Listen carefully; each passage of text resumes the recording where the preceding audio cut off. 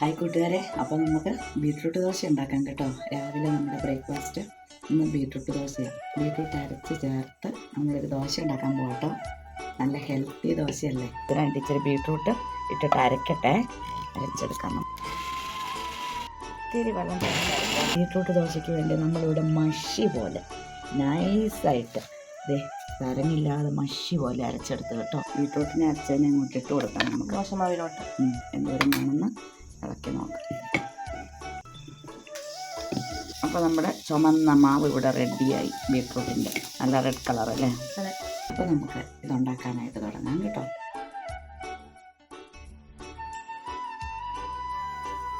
ഈ ദോശനെ നമ്മൾ തിരിച്ചിടാൻ പോവുകയാണേ.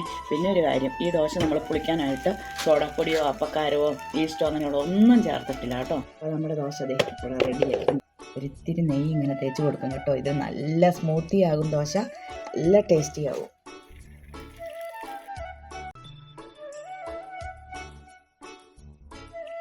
സ്മൂത്തി ദോശ കണ്ടോ, എടുക്കുമ്പോൾ തന്നെ അറിയാലോ അത് കണ്ടോ.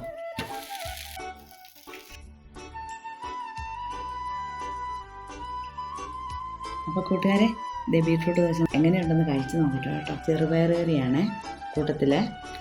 നല്ല ടേസ്റ്റാട്ടോ, സൂപ്പർ, അടിപൊളി, നല്ല സ്മൂത്തി.